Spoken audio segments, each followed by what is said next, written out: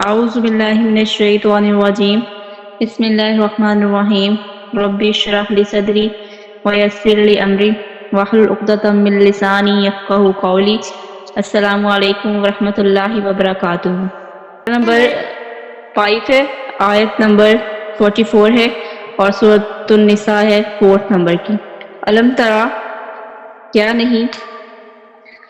نہیں دیکھا، الا الذین، ان لوگوں کی طرف، اوتوا جنہیں دیا گیا، نصیباً حصہ، من الکتابی کتاب میں سے، یشترون وہ خریدتے ہیں، الضلالۃ گمراہی، ویریدون اور وہ چاہتے ہیں، ان کے تضلوا تمہیں بھی گمراہ کر دیں، سبیلی راستے سے۔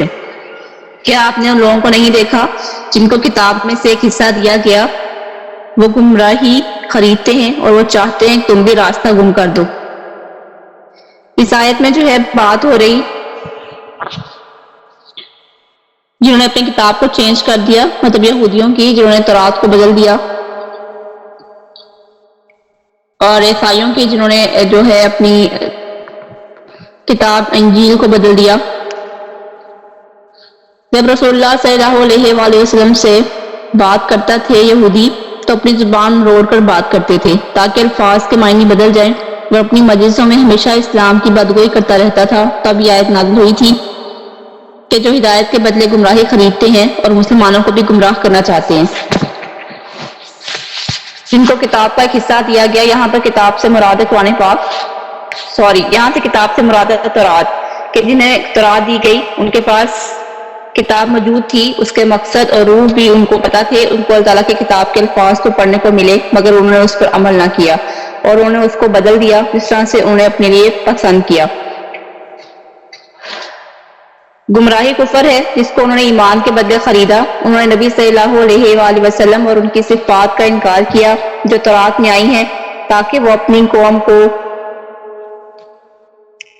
اسلام سے دور کر دیں، ان کے سردار رہیں اور فضیلت حاصل کریں۔ وہ گمراہی خریدتے ہیں یعنی گمراہی سے محبت کرتے ہیں، اور وہ چاہتے ہیں کہ تم بھی راستہ گم کر دو، مطلب یہود چاہتے ہیں کہ آپ جو حق کے راستے پر ہیں، جو قرآن پاک آپ کے پاس ہے، وہ ہوتے ہوئے بھی آپ گمراہ ہو جائیں۔ وہ چاہتے ہیں آپ بھی اس کا انکار کر دو جو محمد صلی اللہ علیہ وآلہ وسلم پر نازل ہوا۔ آیت نمبر 45 ہے، واللہ، اور اللہ تعالیٰ، عالم، جانتا ہے، بِأَعْدَائِكُمْ، ان کی دشمنی کو، وکفا، اور کافی ہے، باللہ، اللہ تعالیٰ، ولیًّا، مددگار، دوست، وکفا، اور کافی ہے، باللہ، اللہ تعالیٰ، نصیراً، مددگار۔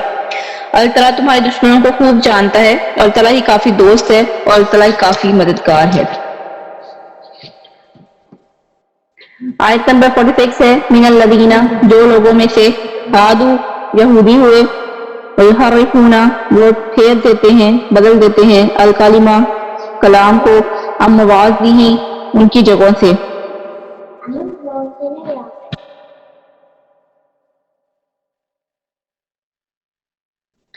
بدل دیتے ہیں کلام کو ان سے، مواضعہ،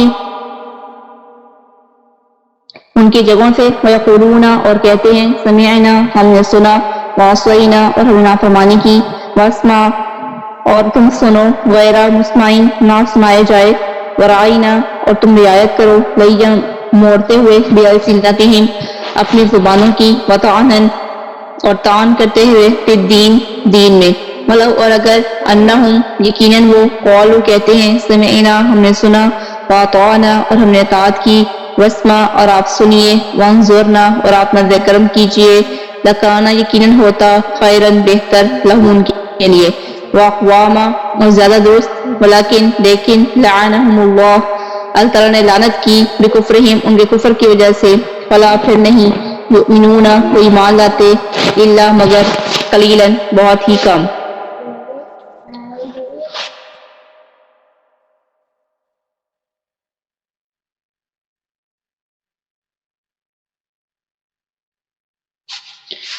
ان لوگوں میں سے جو یہودی ہوئے وہ باتوں کو ان کی جگہوں سے پھیر دیتے ہیں اور کہتے ہیں، سمیعنا، ہم نے سنا، وعصینا، اور ہم نے نافرمانی کی، واسمع، اور تم سنو، غیر مسمع، کہ تمہیں نہ سنایا جائے، ورعینا، اور ہماری رعایت کرو۔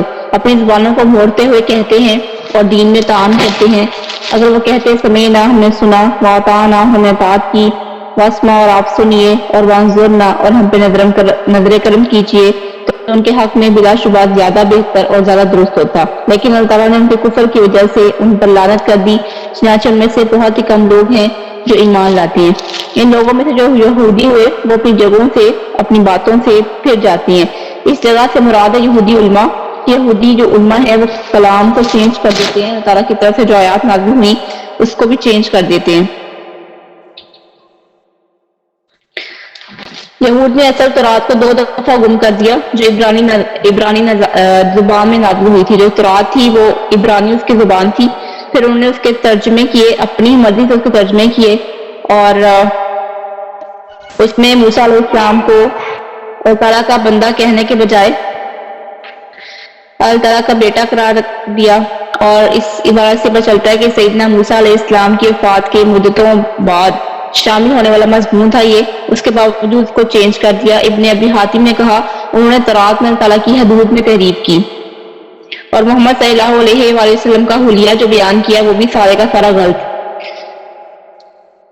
جب مدینہ میں رسول اللہ صلی اللہ علیہ وآلہ وسلم تشریف لائے تو علماء یہود جل گئے اور انہوں نے کتاب کے اندر حلیہ بدل ڈالا اور کہنے لگے ہمارے پاس نبی کا حلیہ یہ نہیں ہے جو یہاں لکھا ہوا ہے، بلکہ ان کا حلیہ اس طرح کا تھا: دراز قد، نیلی آنکھیں اور لٹکتے ہوئے بالوں والے۔ اپنے زیر دست لوگوں سے کہا کہ ویسے نہیں ہیں۔ زیر دوستوں کو دھوکہ دینے کی وجہ یہ ہے کہ عوام سے ان کی روزی وابستہ تھی، ان کو اندیشہ ہوا کہ ان کے زیر اثر یہودی اگر مسلمان ہو جائیں گے تو ان کی روزی بند ہو جائے گی، اس لیے جو علماء تھے یہودی وہ اپنی بات سے پھر گئے تھے اور وہ کہتے ہیں کہ ہم نے سنا اور ہم نے نافرمانی کی۔ یہود کی شرارت کا ذکر ہے کہ رسول اللہ صلی اللہ علیہ وآلہ وسلم کی مجلس میں آتے تھے، ان کی بات سنتے تھے اور پھر کہتے تھے کہ ہم نے سن لیا لیکن ہم نافرمانی ہی کریں گے، ہم آپ کی بات نہیں مانیں گے۔ یوں بات ہی بدلتے رہ جاتی تھی کہ ہم نے سنا اور ہم نے نافرمانی کی، اور تم سنو کہ تمہیں نہ سنایا جائے۔ وہ کہتے ہیں کہ ہماری بات سنیے، اور ساتھ ہی دل میں کہتے تھے کہ تم نہ سن سکو، یہ بہرے ہو جائیں، کہہ دیتے تھے۔ مطلب کہ وہ کہتے تھے کہ ہاں ٹھیک ہے تم صحیح کہہ رہے ہو، لیکن دل میں ان کے یہ تھا کہ نہ ہی سنی جائے، اگر یہ سنیں گے تو یہ کلام جو ہے کھانے پاک کے دلوں پر اثر کرتا ہے، یہ دلوں پر اثرات چھوڑ دیتا ہے، یہ انسانوں کو بدل دیتا ہے، تو اس لیے وہ کہتے تھے کہ تم نہ ہی سنو، ورنہ جو ہے تم بدل جاؤ گے، تم بہرے ہو جاؤ۔ اس سے مراد ہے کہ سنو وہ بات جو پہلے سے سنائی گئی، جو تم کہتے ہو وہ قبول نہیں، کہ اللہ تعالیٰ تجھے نہ سنائے، یعنی ہم جو کہتے ہیں وہ سنو، لیکن اے کاش کہ وہ نہ سنایا جائے۔ وہ پوری کوشش کرتے تھے کہ نبی پاک صلی اللہ علیہ وآلہ وسلم کی مجلسوں میں لوگ نہ جائیں، نہ بیٹھیں، کیونکہ جب یہ قرآن سنیں گے تو ان کے دل پر اثر کرے گا، اور جب اثر کرے گا تو اس کا اثر قبول کریں گے، اور جب اثر قبول کر لیں گے تو مسلمان ہو جائیں گے، جب مسلمان ہو جائیں گے تو جو ہماری روزی ہے جو علماء کو پیسے دیا کرتے تھے وہ ختم ہو جائے گی۔ تو اس لیے ہر ممکن کوشش کی، ہر ممکن سازش کی تورات کو بدلنے کی۔ اس نے حضور پاک صلی اللہ علیہ وسلم کا حلیہ مبارک بھی چینج کر دیا جو کہ اللہ تعالیٰ نے تورات میں نازل کر کے ان کو بتایا تھا۔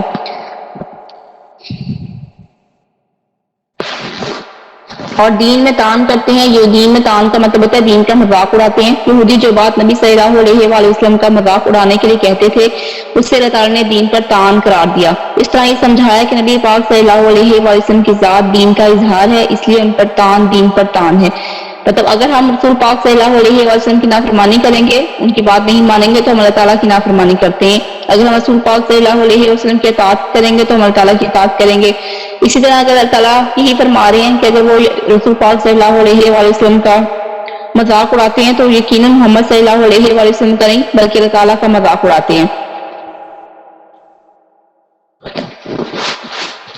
اور ان کے کفر کی وجہ سے اللہ تعالیٰ نے ان پر لعنت کر دی، اللہ تعالیٰ نے ان کو کفر کی وجہ سے انہیں ہدایت سے دور کر دیا اور رسوا کر دیا۔ یہ مطلب ہوتا ہے اللہ تعالیٰ کی لعنت کا۔ لعنت سے مراد ہوتا ہے کہ آپ ہدایت سے دور ہو جاتے ہیں اور اللہ تعالیٰ کی رحمت سے بھی دور ہو جاتے ہیں اور ضرور رسوا ہو جاتے ہیں۔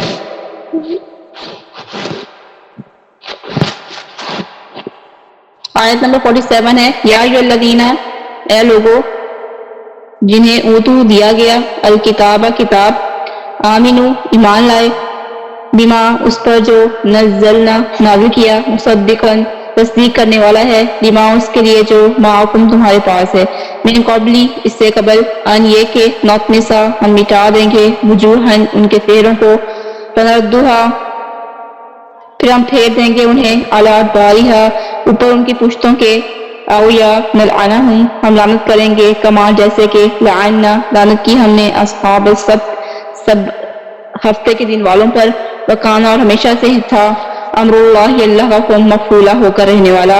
ए वो लोगों जिन्हें किताब दी गई थी उस पर ईमान ले आओ, जो हमने नाज़िल किया उसकी तस्दीक करती है, जो तुम्हारे पास है, इससे पहले कि हम चेहरों को मिटा दें, फिर उन्हें पुश्तों पर फेर दें या फिर उन पर लानत कर दें, जैसे हमने हफ्ते के दिन वालों पर लानत की थी। और ताला का हुक्म हमेशा से होकर रहने वाला है। यह आयत तब नाज़िल हुई थी जब रसूल सल्लल्लाहु अलैहि वसल्लम ने उलमा यहूद अब्दुल्ला बिन सूरिया और काब बिन असीद से गुफ्तगू की और फरमाया, ए ग्रोह यहूद, अल्लाह ताला से डरो और ईमान ले आओ। अल्लाह की कसम, तुम अच्छी तरह जानते हो कि मैं तुम्हारे पास जो चीज लेकर आया हूँ वही सच है। वो बोले, ए मोहम्मद सल्लल्लाहु अलैहि वसल्लम, हम नहीं जानते। चनांचे अल्लाह ताला ने उनके बारे में यह आयत नाज़िल फरमाई कि ए वो लोगों जिनको किताब दी गई है, तुम इस किताब पर ईमान ले आओ जिसको हमने नाज़िल किया है।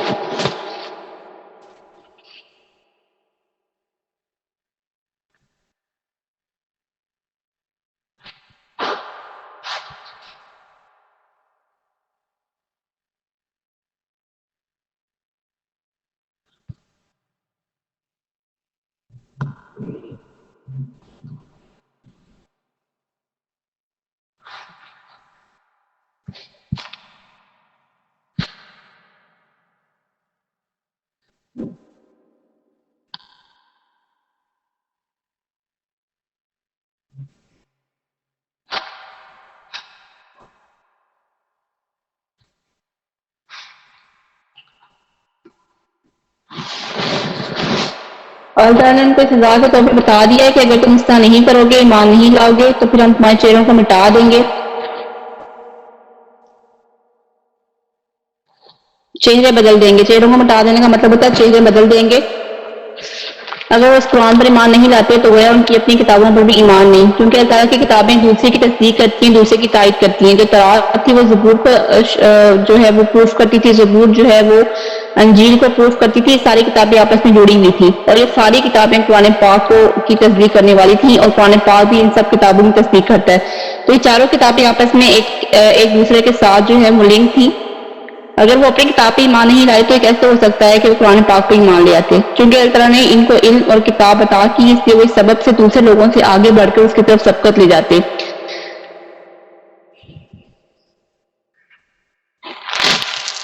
नबी सल्लल्लाहु अलैहि वसल्लम ने फरमाया, क़यामत से पहले इंसानों की सूरतें बदलेंगी, वो जमीन में धंसेंगे और उन पर पत्थर बरसेंगे। सुनन इब्ने माजा में 4059 नंबर की हदीस है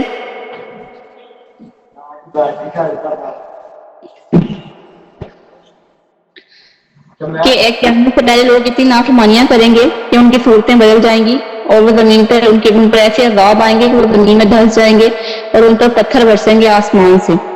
रसूलुल्लाह सल्लल्लाहु अलैहि वसल्लम को ये भी फरमाते हुए सुना कि मेरी उम्मत के आखिर में यानी क़यामत के नज़दीक जमीन में धंसने, सूरतें बिगड़ जाने और पत्थर बरसने के वाक़यात होंगे। इब्ने माजा की हदीस है 4060 नंबर पे। चेहरे बिगाड़ कर पीछे फेर देने से मुराद ये है कि अगले हिस्से पर जो निशानात हैं, जैसे आंख, कान, आंखें, मुंह और पिछला हिस्सा साफ है तो आगे का हिस्सा भी क्यों ना पीछे की तरफ मोड़ दें। तो मुराद खौफनाक अजाब से डराना, उनके चेहरों के पीछे की तरफ फेर देना कि वो मजबूरन पीछे की तरफ चलने पर मजबूर हो जाएं।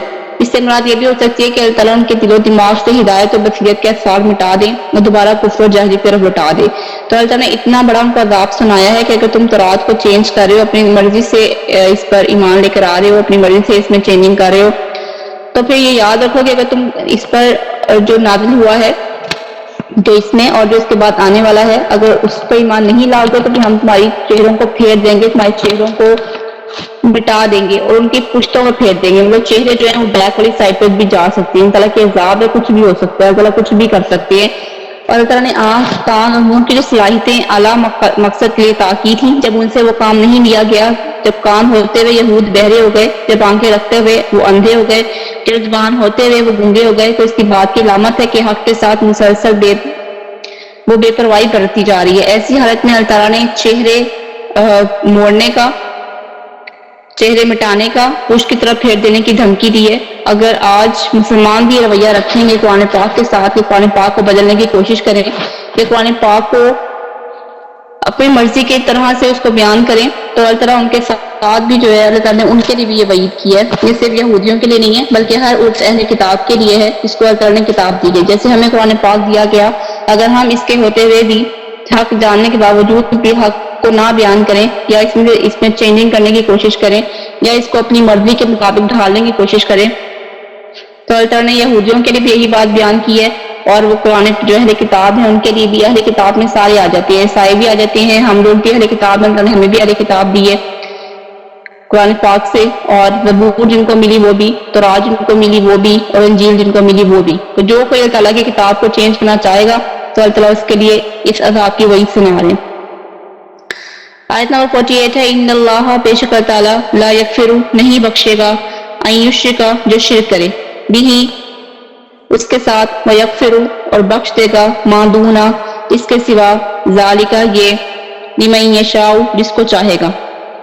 ومن یشرک اور جو شرک کرتا ہے باللہ اللہ تعالیٰ کے ساتھ فقط تو یقیناً افترا اس نے گھڑ لیا اثمن گناہ عظیمن بہت بڑا. بے شک اللہ تعالیٰ اس بات کو نہیں بخشے گا کہ اس کے ساتھ شرک کیا جائے جو اس کے علاوہ ہے, وہ جس کے لیے چاہے گا بخش دے گا, اور جو اللہ تعالیٰ کے ساتھ شریک کرے گا تو یقیناً اس نے بہت بڑا گناہ گھڑ لیا. جو اللہ تعالیٰ کے ساتھ شرک کرتا ہے اللہ تعالیٰ فرماتے ہیں کہ جو اللہ تعالیٰ کے ساتھ شرک کرتا ہے تو گویا وہ آسمان سے گر گیا, پھر پرندے اسے اچک لیتے ہیں یا اسے ہوا کسی دور دراز جگہ میں گرا دیتی ہے. سورۃ الحج کی یہ آیت ہے, آیت نمبر 31. عبداللہ بن مسعود رضی اللہ تعالیٰ عنہ نے نبی کریم صلی اللہ علیہ وآلہ وسلم سے پوچھا اللہ تعالیٰ کے نزدیک سب سے بڑا گناہ کون سا ہے؟ فرمایا یہ کہ تم اللہ تعالیٰ کے ساتھ کسی کو برابر ٹھہراؤ حالانکہ اسی نے تمہیں پیدا کیا. نبی صلی اللہ علیہ وآلہ وسلم نے فرمایا جو شخص اس حالت میں مرے کہ کسی کو اللہ تعالیٰ کا شریک ٹھہراتا تھا تو وہ جہنم میں جائے گا, اور میں یہ کہتا ہوں کہ جو اس حال میں مرا کہ اللہ تعالیٰ کا کوئی شریک نہ ٹھہراتا ہوا تو وہ جنت میں جائے گا. صحیح بخاری کے حدیث ہے 1238 نمبر پہ. سیدنا ابو ذر رضی اللہ تعالیٰ عنہ نے نبی صلی اللہ علیہ وآلہ وسلم کو فرماتے ہوئے سنا کہ میرے پاس جبرائیل علیہ السلام آئے, انہوں نے مجھے خوشخبری دی کہ آپ کی امت میں سے جو اس حال میں مرا کہ اللہ تعالیٰ کے ساتھ کسی کو شریک نہیں ٹھہراتا تھا تو جنت میں داخل ہوگا.